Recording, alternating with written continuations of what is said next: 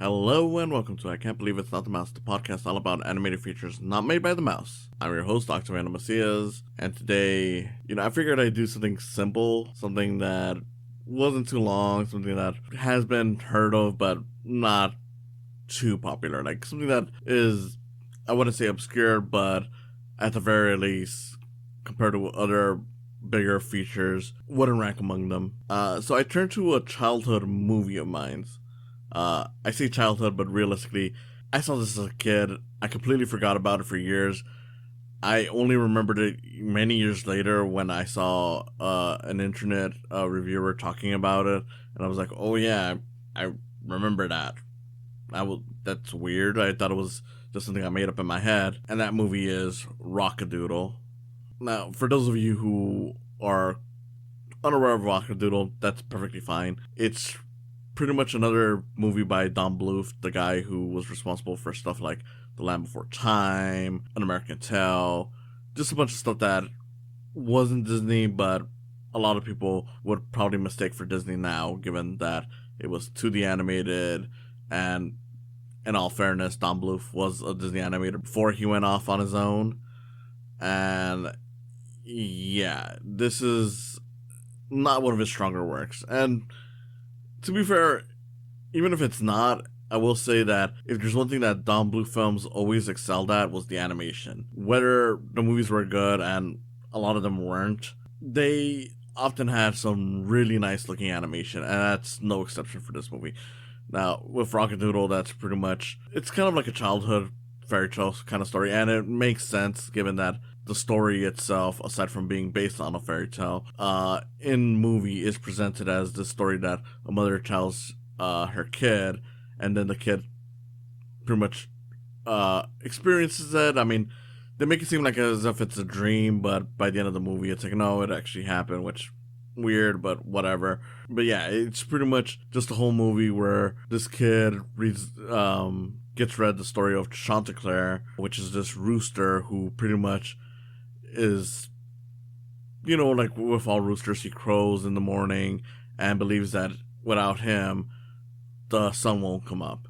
And it turns out that, yes, because of his crowing, the sun comes up. And in story, at some point, Chanticleer gets into a fight with another rooster who is, they say this even within the movie, is sent by the bad guy of the movie, which is an owl. And as a result, the sun starts to come up before he even crows, so a lot of people start doubting him, and he's pretty much left in ruins because he realizes, like, okay, so my crowing didn't do anything at all, so he's pretty much forced out of the farm, and surprise, it turns out that the sun wasn't actually coming up, or it was, I'll get to it in a bit, but because of that, the sun hasn't come up, and it's raining nonstop. And this is where we get to like the story with the real boy, and this is all done in live action.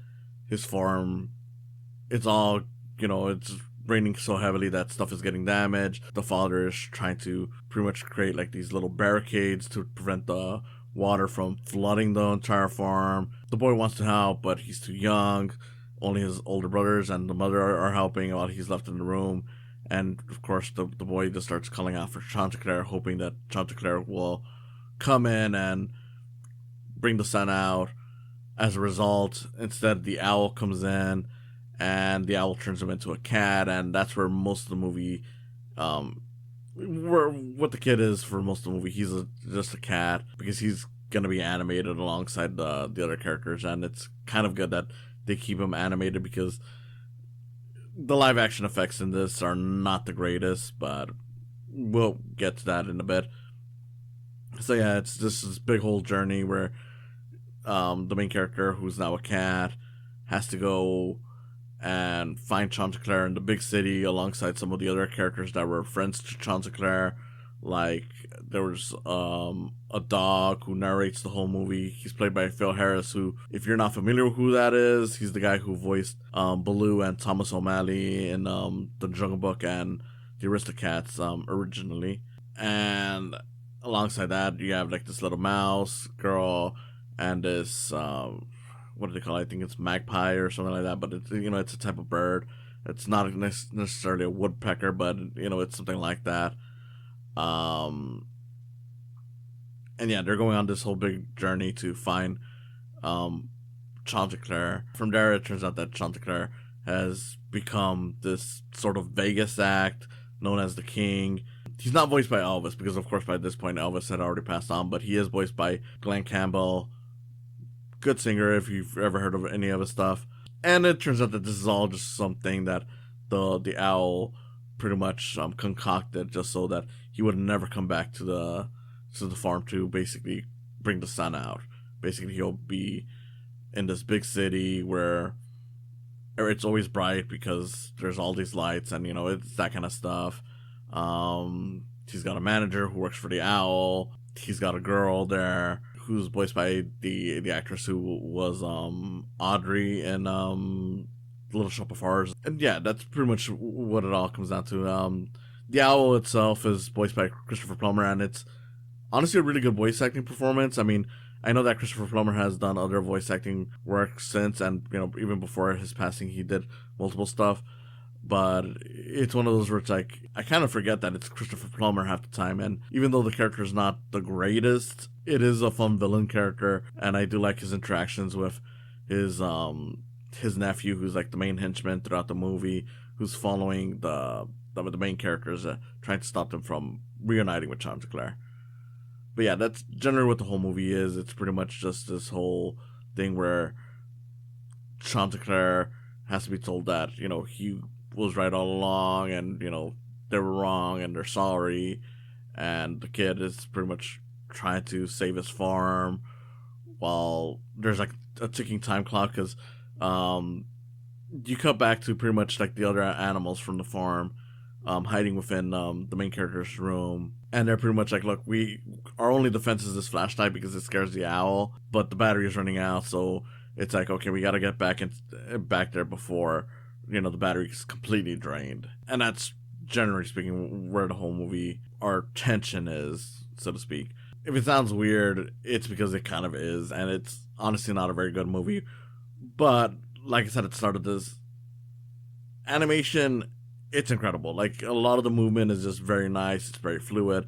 It's like, if you've seen a Don Bluth movie, you know what to expect, and it's still very nice to look at. Like, it's not one of his greater features, but it is one that I'm like, if I'm going to be watching something that's not good for 70 minutes, I'm glad I'm watching one that is nice to look at, which is something that I do kind of miss about a lot of animated features. Like, not that a lot of modern animated features look bad, but I've noticed that if your modern animated feature looks bad and is more for kids than it is for adults, the animation is not going to look great.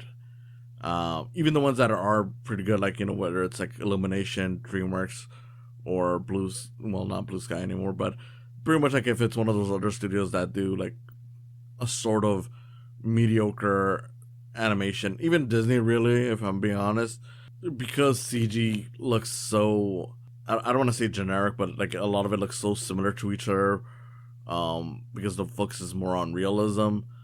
It's changing, but we haven't fully gotten there where it's, completely different.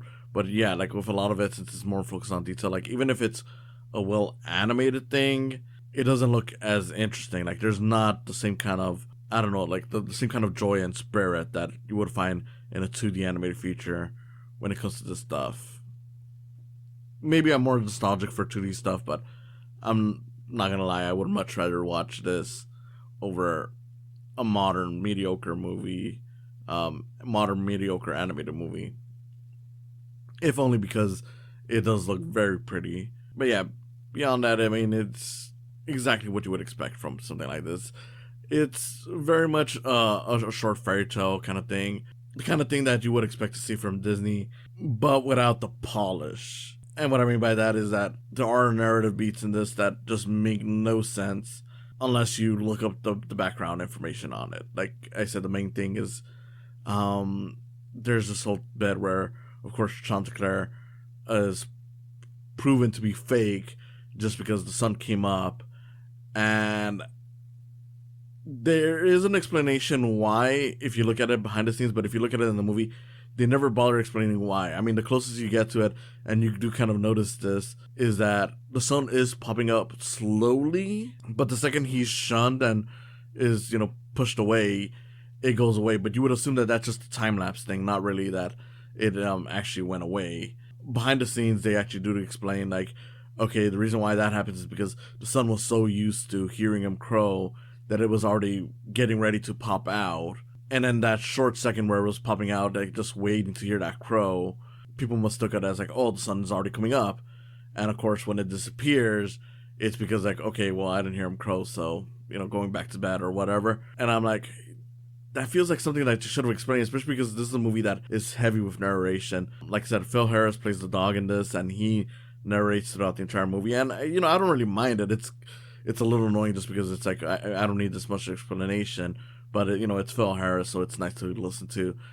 And I'm just left like, yeah, that probably should have been brought up within the narration, because I feel like without that, it kind of makes the whole thing kind of confusing. Like, well, then how did the sun come up? Did they fake a thing? Like, we could just assume that they faked the thing, but it's left with such a weird thing, and it's just like, okay, so I guess that was the case. But yeah, it turns out that because it was so used to hearing that crow, it was already getting ready to pop out. So I'm like, okay, that could have been a nice little thing, especially because like with this being a fairy tale, it feels plausible as a fairy tale kind of thing. Like, obviously it still sounds like BS, but I'm like, look, for most of the movie, we're assuming that this is the kid's dream. It turns out that it's real. But, it's like, look, it starts off with it being a fairy tale, so I don't mind fairy tale logic coming into play. I really don't like how a lot of people try to nitpick this kind of stuff, but it's like, dude, it's all make-believe. Just run with it. As long as they explain their reasoning, and it's like, okay, yeah, that fits within the world that they're creating, I don't care. Even going beyond that, it's like, okay, so because of that, he's run away. There's the whole thing with him being the title Rock-A-Doodle thing, where it's like, okay, so he's basically become this famous performer because it turns out that this guy that works for the Owl picked him up. So he pretty much is the whole like, hey, I'm making money off of them, and this Owl guy, gets what he wants, so it's all good. But I don't know. I just kind of feel like, if you were so determined into making sure that this guy would not bother you, you would probably just kill him at that point. And I know to an extent, that comes down to like, look, it's a kids movie, don't worry about it. But it's like, no, but throughout the movie, the characters showcase that they're not afraid from killing characters, because you got the sidekick of the villain, the nephew, who is constantly trying to kill the main characters, except for Chanticleer. And I'm like, dude, why don't you just send him to kill Chanticleer? Like, you really don't need him alive. But again, kids movie, so I guess I shouldn't complain too much. I don't know. It's not a very smart movie. It's not a very strong, well-made movie. But like I said, at the end of the day, the best thing about it is just that the animation is really good in this. The music is fine. I mean, you got people that could sing, especially like with, Glenn Campbell there and Ellen Green, playing the girl that he's in love with, or tries to make him in love, whatever, they end up being together anyway, so whatever. But yeah, it's like, I do like the, thing about the music. I do also like the little jingle that the owls make, because you also have like the owl, with his whole posse, that, they're kind of singing around the characters that stay behind, waiting for them to lose power. And it's like, it's not an especially great song, but it's kind of catchy, and I'm like, okay, every time it cuts back to this, I kind of like hearing a little bit of this, especially as it grows stronger. And, at it being just 70 minutes, I mean, it's like, it's a very quick set. It's not gonna be something that you remember too much, beyond just some of the absurd things in it. But at the same time, nothing that I would ever complain about. I don't know, for the most part, I don't recommend it. It really is a movie that I'm like, if you're gonna watch it with a kid. If you're a big fan of animation and just want to watch something that looks pretty, there are other movies, but I guess this might be helpful in studying certain things, like the way the animals move is kind of nice. But again, I would recommend watching other stuff because there are plenty of other beautiful movies to look at that are better if you're into it in that way. But yeah, I would really only recommend it if you're watching it with a kid because it's a very easy movie to sit through. And even though I don't really like it, I'm like, a kid wouldn't mind it, and there's really nothing bad with that. A lot of people like to say the whole like, oh well, if you're watching it with a kid, why don't you get something that's good? And that's like, yeah, but sometimes the kids won't be interested in stuff that you think is good. So it's like this will be simple enough, and even beyond that, it's like it's harmless. It's not gonna make your kid any dumber. It's not gonna make him any worse. I see no problem, and if a kid enjoys it, and it probably would be enjoyed because it's got animals, and it's bouncy, it's cute, and it's the kind of stuff that you know, like I said, with me as a kid, I'm like, yeah, I was kind of into it. I mean, I didn't really love it enough to remember it all that well, because once I did um see that it was a real thing, I was like, oh, okay, I don't really remember that. I mean, I remember it, but I don't um, think of it in any kind of fond way.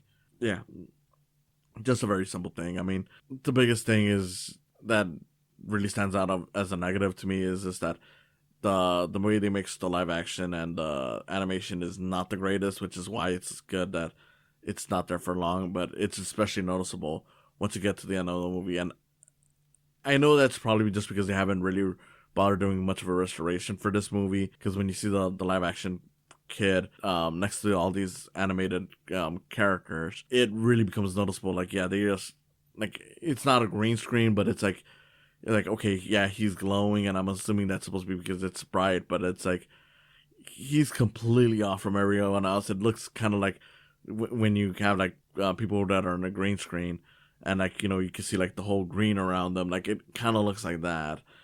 um yeah, not a very good look to it. Again, maybe it's just because it was never really restored, but like I kind of doubt it. It still looks horrible.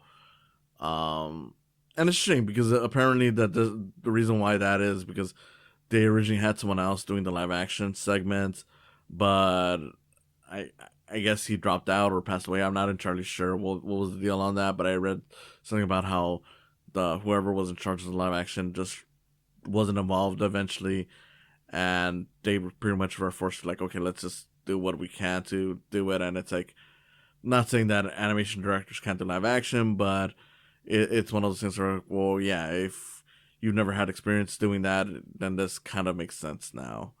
Um, and apparently there was also plans for it to originally do like a sort of Wizard of Oz thing, which makes sense because it's on a farm.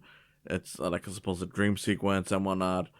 Um, but like apparently originally it was supposed to start off with it being black and white, and it wouldn't transition into color until the animated characters came in.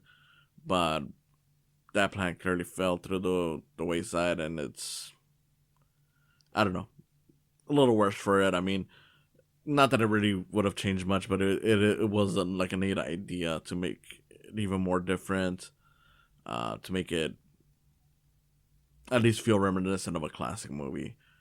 But mm, I don't know. I don't think I have much else to say really. I mean, this is just a very simple movie. Like I said before, it's cute. It's not bad. It's also not good, but I wouldn't really watch it. For the most part, the animation is the saving grace of it. Beyond that, if you got a kid, they'll probably enjoy it. If you don't, I would definitely recommend just watching other stuff, even though there's stuff from Don Bluth. Realistically, if you wanted to go with an animated feature that you wanted to like study for movement and stuff like that, I mean, if anything, you could even watch. Granted, this is mostly a live action movie, but you could watch the segment in Xanadu where they turn into animated characters. I mean, there's a whole story on that, but when it comes down to it, Don Bluth was hired to do this animated sequence for that movie, and it's like, if you want something like that, that's 3 minutes versus this 70-minute movie, which again, not very long, quick set, but I mean, I would prefer watching anything else. Otherwise, yeah, I mean, Rock-A-Doodle, it's cute, but nothing special. The voice cast, I think, is perfectly fine. It's times like these that I do get reminded that, hey, look at that. A lot of people like to blame Aladdin for like bringing in big name celebrities into voice acting and making that more common, but realistically, that was always kind of the case with a lot of these things. I mean, this movie has, like I said, the biggest name would be Christopher Plummer acting wise, but you still have names like Glenn Campbell or Phil Harris who, were recognizable names, for their time. So to call it, something that Aladdin started is just BS. But yeah, I mean, there's really not much I can really say. So thank you for listening. This has been Octaviano Macias, and yeah, I hope to see you again next time. Hopefully with something a bit more mature to talk about. See you again next time. If I kill my nephew, would that be murder or charity? Thank you for coming on today. If you enjoyed this, please consider subscribing to my YouTube channel where you'll see video versions of these podcasts. And if you just want to listen to them, there's always the option of just following the podcast on their various sites, whether it's Spotify, Podbean, or Apple Podcasts. Whatever you choose, I hope you continue enjoying these. And if you want to support me even further than that, there's always the option of Patreon. With Patreon, even just $1 will get your name on the video versions of this and on other videos that I may do outside of these podcasts. A few dollars more gets you some behind the scenes info, and as this continues to grow, you'll find that there's more perks to it. So I hope you consider supporting me through Patreon as well. In any case, again, thank you for listening, and I hope you have a wonderful day.